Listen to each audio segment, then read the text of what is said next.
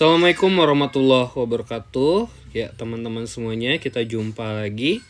Pada kesempatan kali ini kita akan membahas tentang jenis biomolekul yang kedua, yaitu protein. Ya. Jadi kalau teman-teman semuanya mengkonsumsi makanan sehari-hari ya, terutama bagian lauk pauk. Nah, biasanya lauk pauk itu seperti telur, daging ya, itu mengandung senyawa protein. Nah, seperti apa sih fungsi protein, struktur dan peranannya dalam tubuh makhluk hidup? Nah, itu yang akan kita pelajari pada kesempatan kali ini. Nah, yang pertama, kalau ditinjau dari struktur kimianya, protein agak sedikit berbeda dengan karbohidrat ya, yang terdiri dari karbon, hidrogen, dan oksigen. Di sini protein dia ada tambahan unsur nitrogennya ya. Jadi protein mengandung unsur CHO dan N. Nah, protein merupakan makromolekul yang terdiri dari mikromolekul atau molekul yang lebih kecil yang disebut dengan asam amino. Jadi nanti si asam amino ini bisa disebut sebagai monomernya dari protein. Sedangkan si protein dapat kita sebut sebagai polimernya. Ya. Nah, yang terikat melalui ikatan peptida. Jadi monomer-monomer ini akan berikatan satu dengan yang lainnya hingga terbentuk makromolekul. Nah, ikatannya ini disebut dengan ikatan peptida. Sumber protein ini seperti yang sudah dibahas sebelumnya ya. Ini biasanya ditemukan pada lauk pauk seperti daging, ikan, telur ya, kerang dan lain-lain. Nah, ini fungsinya sangat vital bagi tubuh makhluk hidup.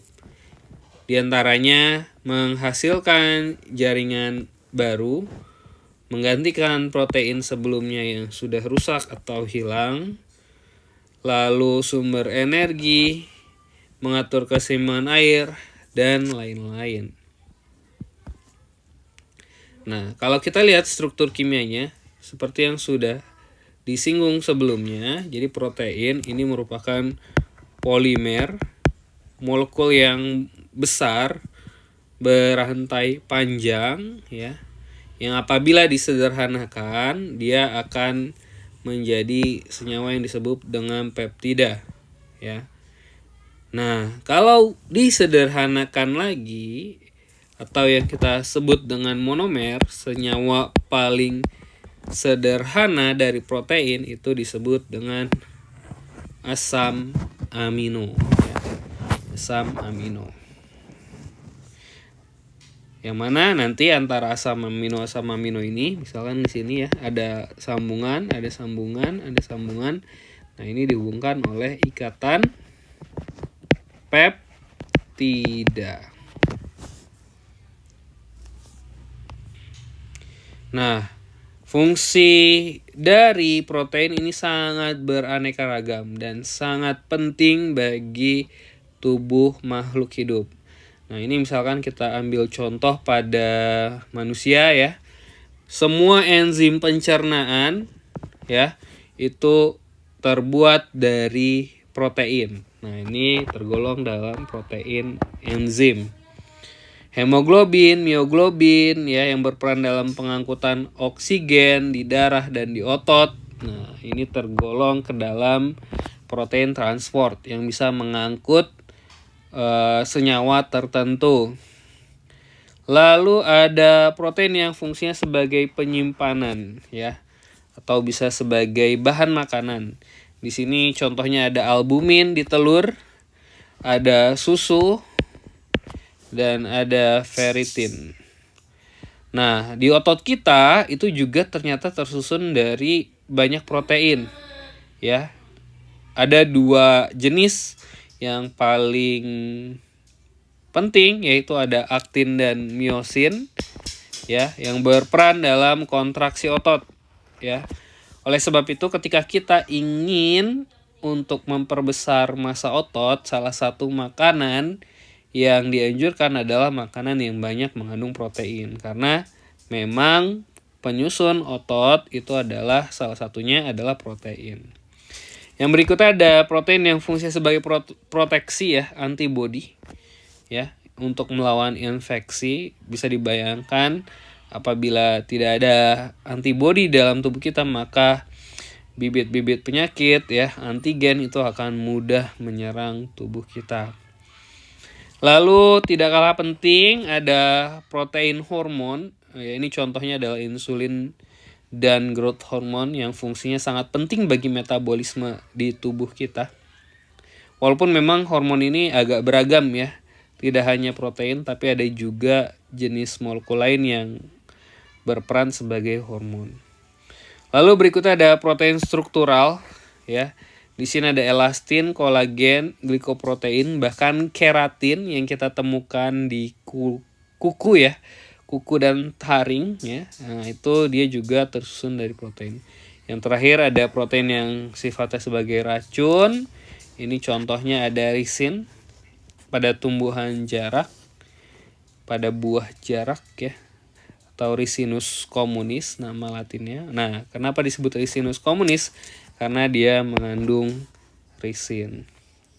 Bukan berpaham komunis ya, tapi karena dia mengandung senyawa risin dan juga bisa ular. Jadi di sini bisa kita simpulkan, kita lihat bahwa protein itu memiliki fungsi yang sangat signifikan bagi tubuh makhluk hidup. Nah, berdasarkan tingkat kerumitannya, protein terbagi menjadi 4 jenis. Yang pertama ada protein primer. Ini protein yang paling sederhana, dia hanya berupa ikatan lurus saja. Dan jenis ikatan kimia yang bisa kita temukan pada protein primer ini hanya ikatan peptida, ya, hanya ikatan peptida saja. Nah, naik level di atas protein primer ada protein sekunder. Nah, yang membedakan di sini ya, yang menjadi ciri khasnya dulu ya, ciri khasnya dia memiliki struktur alpha helix dan beta helix. Dan selain ikatan peptida, di sini juga pada protein sekunder kita menemukan ikatan hidrogen. Lalu naik lagi ke protein tersier. Di sini dia sudah membentuk struktur 3 dimensi ciri khasnya ya. Dan kita bisa menemukan jenis ikatan lain selain ikatan hidrogen dan ikatan peptida. Di sini ada ikatan hidrofobik dan ada jembatan garam. Nah, level terakhir ada protein kuartener ya. Ini biasanya gabungan dari beberapa protein tersier ya, dan dia biasanya sudah memiliki fungsi tertentu ya, atau biasa kita sebut juga dengan protein fungsional.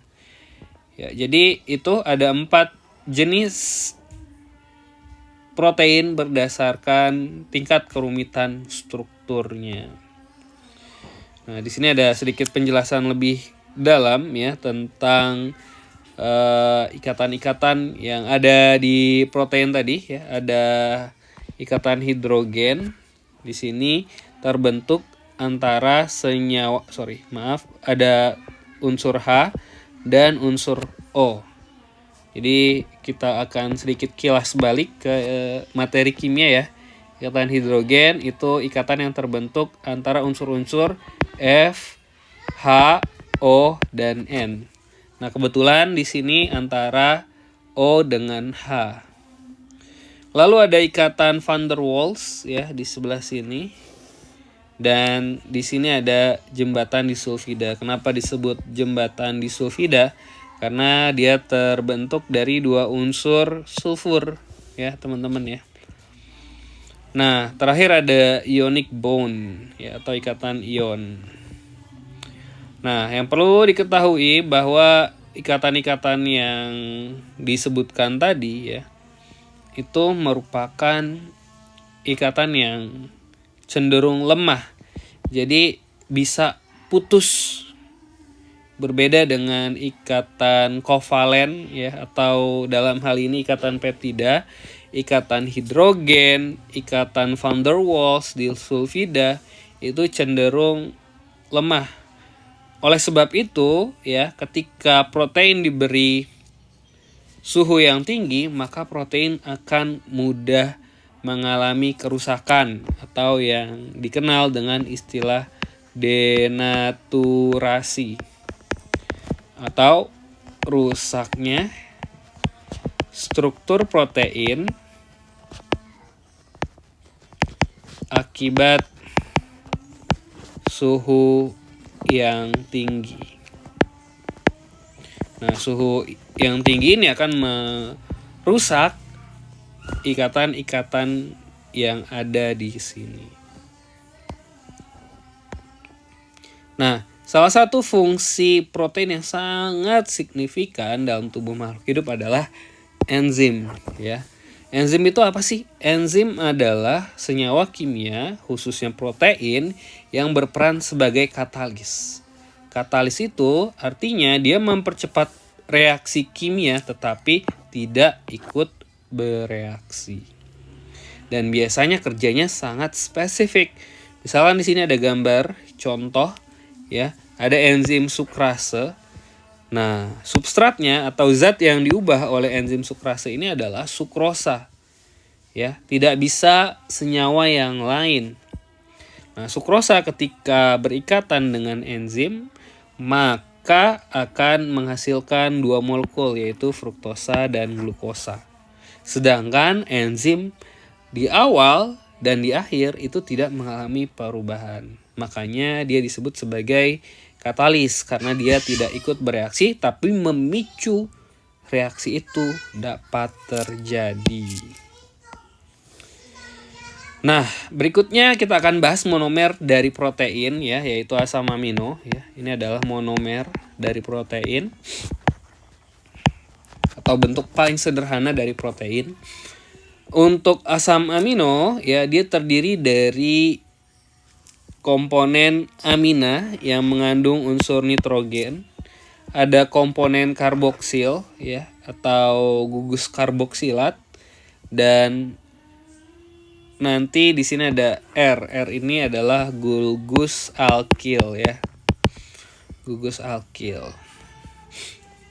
Nah, untuk asam amino kurang lebih ada 500 jenis di alam, tetapi hanya 20 jenis saja yang membentuk protein dalam tubuh manusia. Nah, penggolongan asam amino sangat beraneka ragam ya berdasarkan sifat kimianya. Ada yang bersifat alifatik ya, di sini yang berwarna merah. Ya. Alifatik itu berarti dia tidak bersifat asam ataupun basa ya. Lalu yang kedua ada aromatik. Nah, aromatik yang berwarna hijau. Ya, yang berwarna hijau. Aromatik itu ditandai dengan adanya cincin benzen ya, teman-teman ya. Ini yang bentuknya seperti ini. Lalu ada yang bersifat asam yang berwarna orange. Di sini ada asam aspartat dan asam glutamat. Lalu juga ada yang bersifat basa dan ada yang bersifat hidrosilik dan ada yang memiliki sulfur di unsurnya. Jadi sangat beraneka ragam. Yang jelas jumlahnya ada 22 ya. Nah, tadi ini adalah ikatan peptida, ikatan yang menghubungkan antara asam amino satu dengan asam amino lainnya. Sebenarnya untuk ikatan peptida dan ikatan glikosida itu jenis sama, yaitu ikatan kovalen ya. Ikatan kovalen peptida ini itu terbentuk ya dari dua asam amino yang bergabung yang nantinya akan menghasilkan air ya. Jadi akan dibuang molekul air dari reaksi tersebut. Oke, mungkin itu saja untuk penjelasan tentang protein. Mudah-mudahan bisa dipahami ya. Apabila ada pertanyaan atau hal yang kurang berkenan, ya silahkan bisa kita diskusikan sama-sama. Untuk berikutnya kita akan bahas tentang lemak. Ya, sampai jumpa di pertemuan berikutnya. Saya pamit. Assalamualaikum warahmatullahi wabarakatuh.